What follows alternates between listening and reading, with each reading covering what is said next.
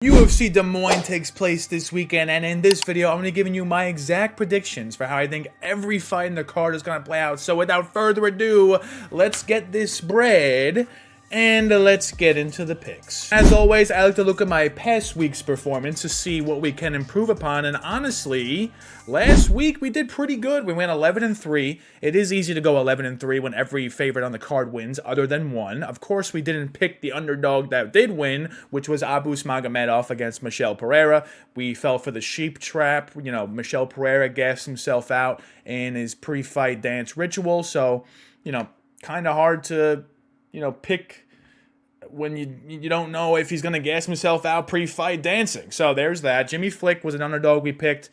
Kind of a fade on Matt Schnell. It was 1-1 heading into round 3.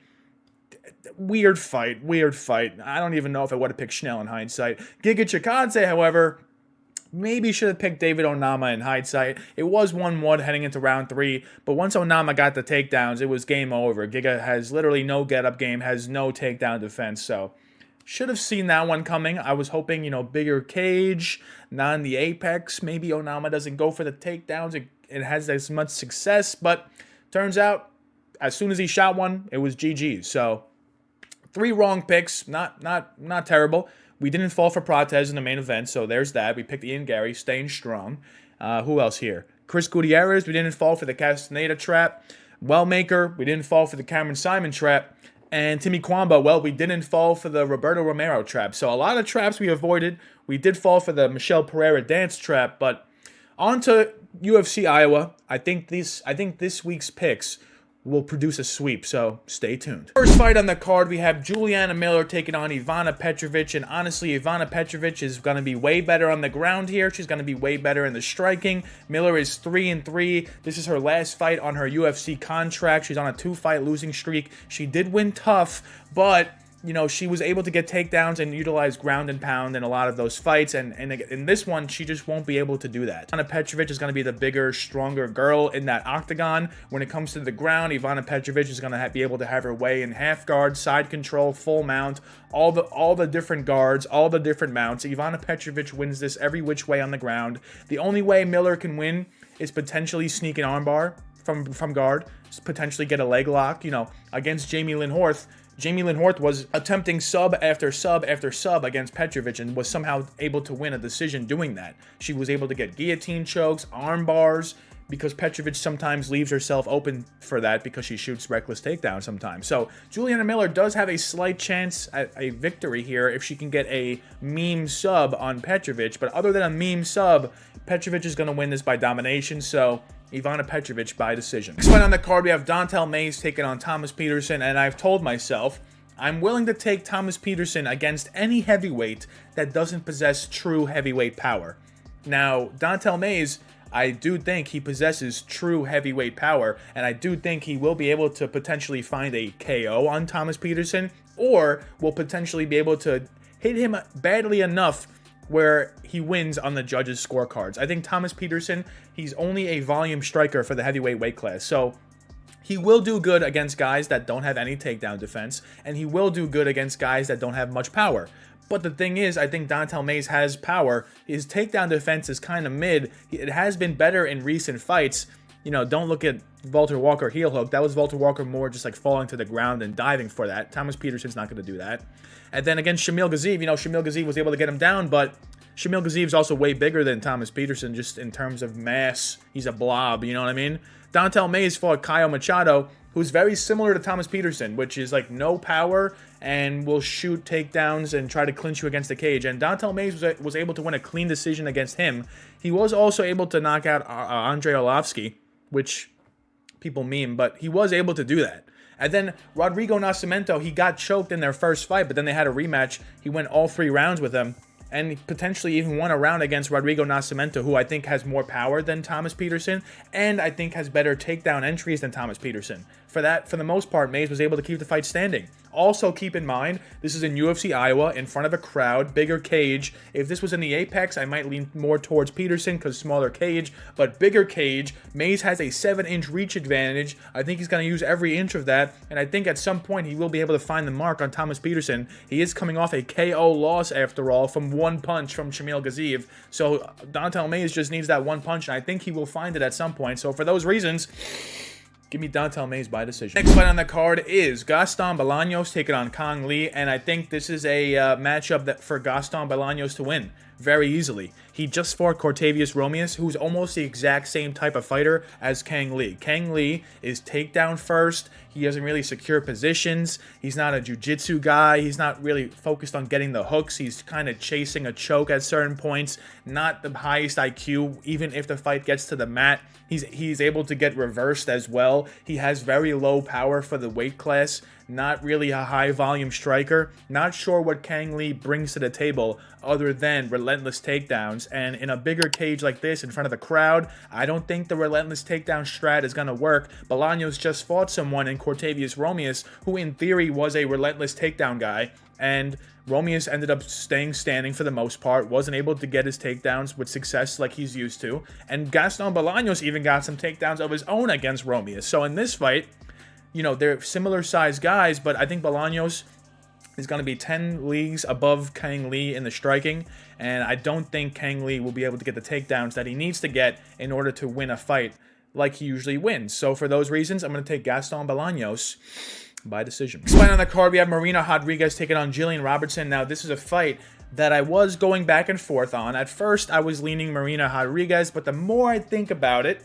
you know, I kind of like auto-picked the strikers in every fight just because it's in Iowa, just because the cage is bigger. The wrestler/grappler in every one of these fights is going to be at a disadvantage because the cage is bigger, more room to operate for the striker. I was thinking about that, and I was like, okay, so Marina should win in theory. But the more I look into it, she should have won in theory in all of these red L's, but she just continues to lose. She's not doing enough to win decisions even when the fight stays standing. Against Yasmin Lucindo, it stayed standing for the most part, but the thing is, Marina's not throwing with a lot of power, and she's not throwing with a lot of volume. She's just a good striker overall when the striking happens, but she's not doing enough on paper to win rounds on this from the judges, even when she is landing. She's not landing with power. She's landing pitter-patter shots. I think Gillian Robertson, you know, the one bad thing about her is her striking isn't the best. So, like I said, it would be hypocritical of me to pick her here because I keep saying that the wrestler-grappler is going to have a hard time with a bigger cage. But against someone like Marina Rodriguez, who doesn't throw with a lot of power or a lot of volume, I think Gillian can keep it close enough on the feet where it won't be like totally in Marina's favor. I think Marina will win the striking 55-45, but I think Gillian will actually be able to get takedowns at certain points, will be able to get this against the cage, clinch, accumulate control time, and that will be enough to win the fight for Gillian. At -300 though, that is a steep price tag. I don't think she's going to go out there and make Marina look like a fool.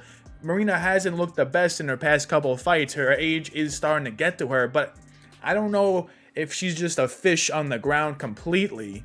So for those reasons, I'm going to take Gillian Robertson to just do enough to win by decision. Next fight on the card is Azamat Bekoev taking on Ryan Loder. At first, I was picking Ryan Loder because I really love his game plan. I love his style. The more I think about it, though, he really is just a one-trick pony. He's like a Pat Sabatini that's not really proven in the UFC. So are you willing to take the shot on that?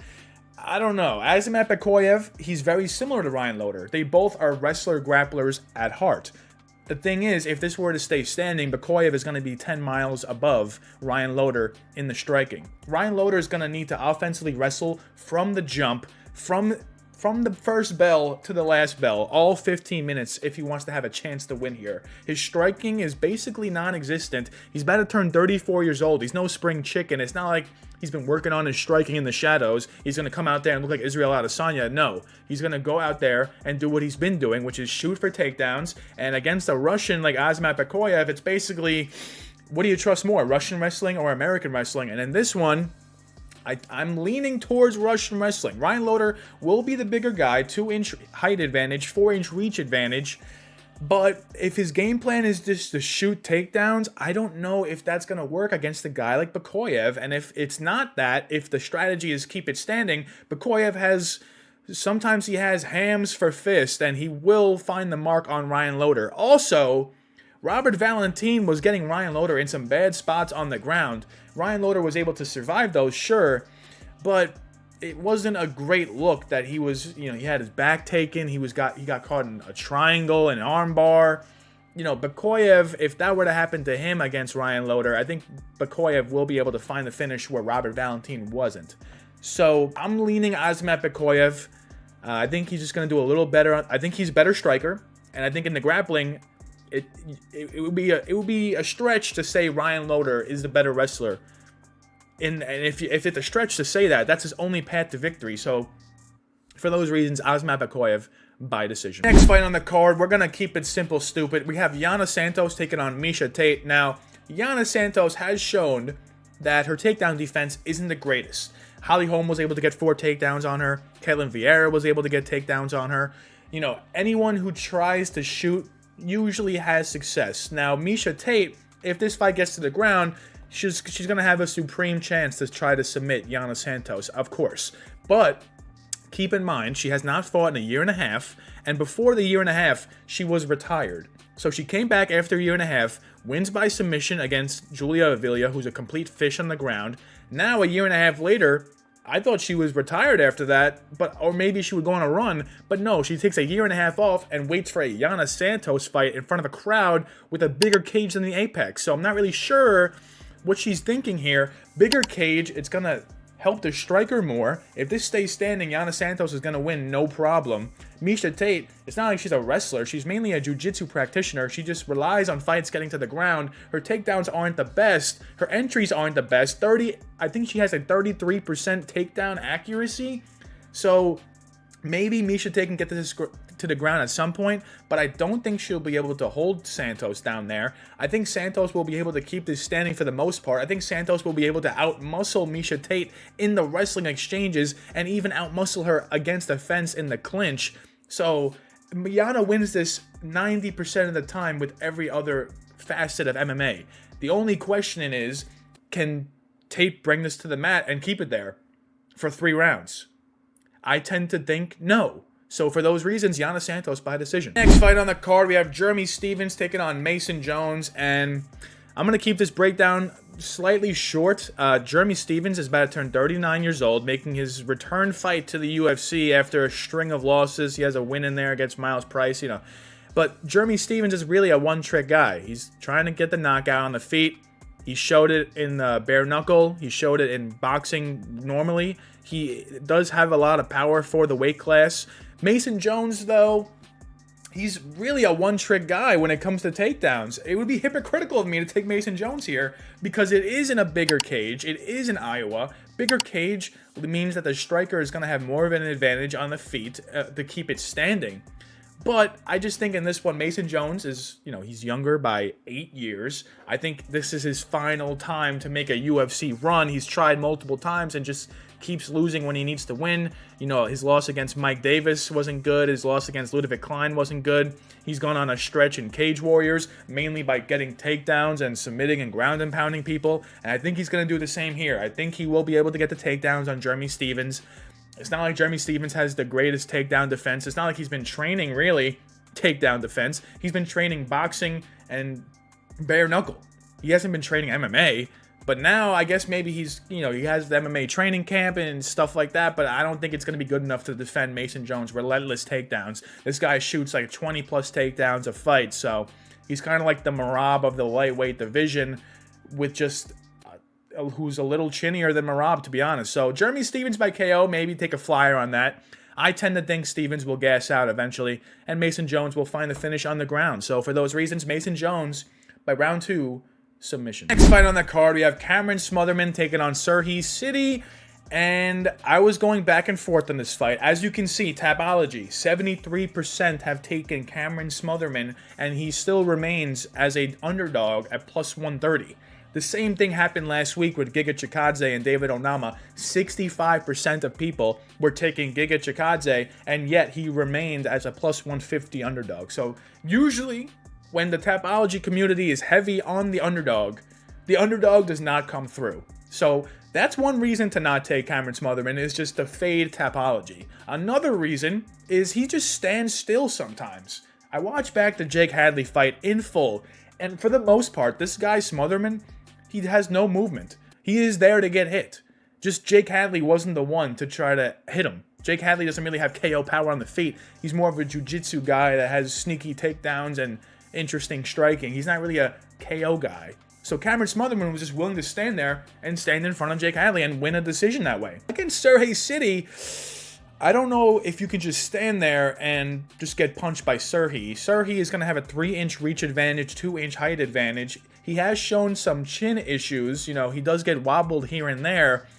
But I think he has good fight IQ. You know, if the fight is 1-1 heading into round 3, I don't doubt Serhiy's ability to shoot a takedown and win the fight on the ground. If the fight's 1-1 heading into round 3, I don't doubt Serhiy's ability to outvolume and potentially outpower Cameron in the 3rd round. You know, in a very close fight, I'm leaning towards Serhiy's ability to win a decision over Cameron Smotherman's. I think this fight will be razor close, but I think Serhiy will have the power advantage. You know, Cameron might have the volume edge, but he's not really throwing with a lot of power. We've already seen Smotherman knocked out cold, I think more than once, definitely once against Charalampos Gregorio. But the fact that you get knocked out cold at bantamweight doesn't really happen often. And Serhiy Sidey has the power to potentially knock out Smotherman. Smotherman, I'm not really sure how he wins this other than a volume battle, other than a round 3 sub if Serhiy shoots a bad takedown. But other than that, I lean Serhiy to win this. I think he's going to edge it out in the scorecards. I think he's going to edge it out in the power department. And I think Smotherman's riding high off of a plus 400 win against Jake Hadley. And that's making people believe that he might go on a run here. I don't think so. So Serhiy Sidey by decision. Next one on the card, we have Montel Jackson taking on Daniel Marcos. Now in this one, I was going back and forth. At first, I was thinking, okay, Daniel Marcos, undefeated. It seems like he's just able to win these decisions over and over again. But Montel Jackson, all right, let's talk about it from a stylistic view. Montel Jackson is going to have a 6-inch reach advantage, 3-inch height advantage. He's going to have the power advantage. I think he has the ability to one-shot KO Marcos, where Marcos more has to win a battle of 1,000 cuts on the feet. So the power advantage goes to Montel. I think the takedown advantage goes to Montel. He is a jiu-jitsu practitioner at heart, after all, training out at Pura Vida BJJ. He did complete 8+ takedowns against Felipe Colares in their fight. Montel Jackson has shown that if he needs to activate his wrestling, he will be able to do so. Daniel Marcos, you know, he might be higher volume than Montel Jackson, but he is getting hit as often as he hits. His significant strikes landed nearly matches his significant strikes absorbed, like hovering around the 5 mark per minute. So Montel Jackson I think he'll be able to find the mark at some point. I think he can wobble Daniel Marcos on the feet. I think he'll have the wrestling advantage if it gets to there. And I think even if it hits the mat, I think Montel Jackson's jiu-jitsu is better than Daniel Marcos. So not really sure how Marcos wins this other than the greasiest decision you've ever seen in your life.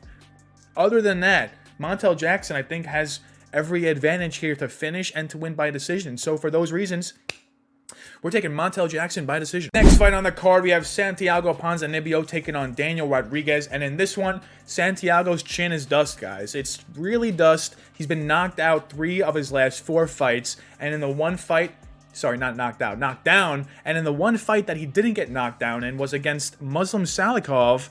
And in that fight, he just loses a decision because he's never willing to throw. He's not willing to enter the pocket and throw with heat.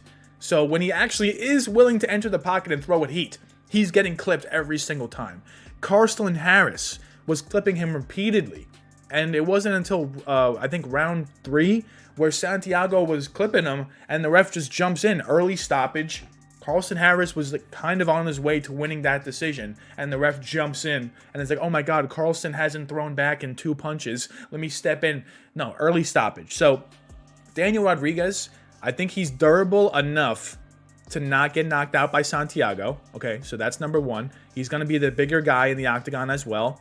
And I think he has enough power, even at this stage in his career, to potentially find the chin of Santiago Ponzinibbio. Think about it like this. If Carlston Harris, who's mainly a jiu-jitsu guy who has negative striking, was able to just have his way with Santiago on the feet for 2 rounds, Daniel Rodriguez, who's the 10-time better striker, should be able to find a knockout on him. I mean, look at his losses. Neil Magny, Darce choke. Is Santiago getting a sub? No. Ian Machado head kick. Santiago doesn't really throw things like that. He's mainly a 1-2 hook guy.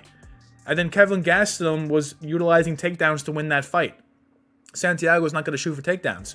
Standing, D-Rod, I think, is just a better striker. So for all those reasons, I'm taking the dog, Daniel Rodriguez, by round 2 KO. Next fight on the card is Reinier de Ridder taking on Bo Nickal. And I'm going to explain this fight like this. If you've ever worked out at a jiu-jitsu gym yourself, and you got to like blue belt, or maybe even you got to purple belt, and then all of a sudden a wrestler walks in. He's never trained jiu-jitsu in his life, but he is an all-American wrestler. I've had this happen at my jiu-jitsu gym, where a wrestler joins, and he has no idea what he's doing with grappling, but the fact that he's a wrestler, his wrestling base, is enough to make him not get submitted, number one.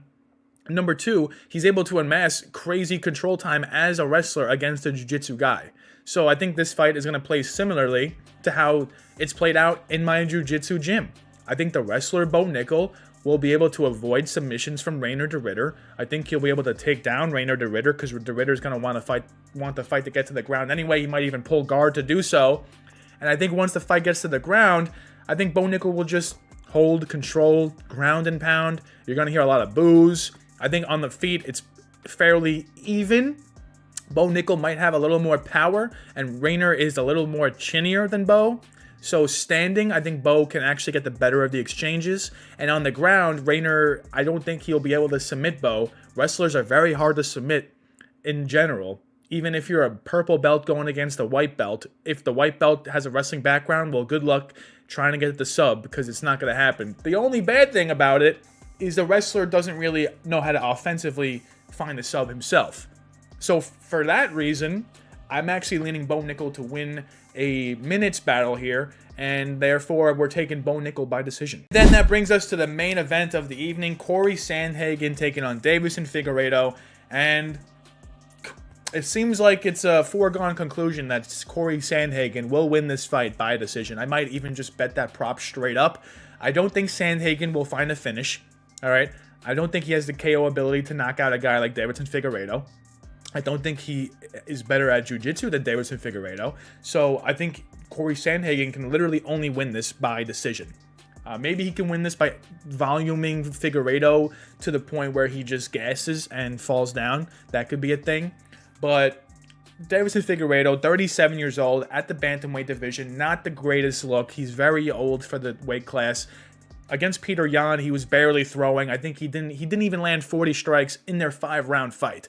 He was just standing there at times. He kind of waits for the fight to come to him at times. Not a big fan of that. You know, Deiveson, he hasn't really changed up his game. He's a one-shot guy. He's trying to find the KO in his strikes, and he's not really throwing in combination. He also has lately been using takedowns, so maybe Deiveson can go to takedowns here. But in a 5-round fight, I don't think the takedown game plan is going to work. I think at some point, if he were to go for takedowns, Deiveson would just then gas out, and that's going to make it an easier fight for Sandhagen. I think the first couple rounds of this fight plays out close.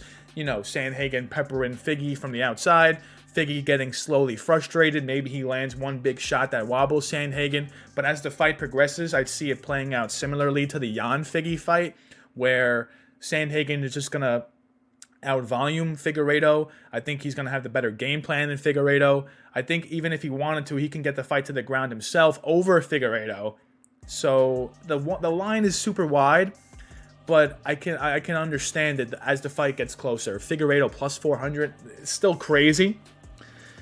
But like, how does he win the fight? I guess takedowns. If it was a 3-round fight in the Apex, I think Figueiredo is like plus 150. But 5-round fight in front of a crowd with a bigger cage, not really the best setting or environment for Figgy to win this.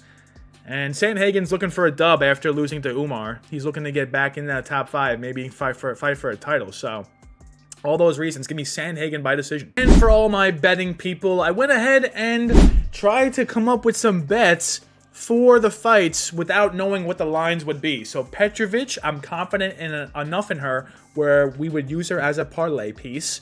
Dontale, underdog, I picked him, so we're gonna bet him. Gaston, Bolanos, I picked him, and I think I'm confident enough for a parlay piece there. Gillian, Robertson, as I look at this, I'm going back on that. Gillian Robertson, I'm gonna say no bet. Bekoev, I like by decision, no bet though. I can see Ryan Loder pulling that out. Yana Santos, we're going to bet Yana Santos. We're trusting Miesha Tate won't get the takedown successfully. Mason Jones by finish.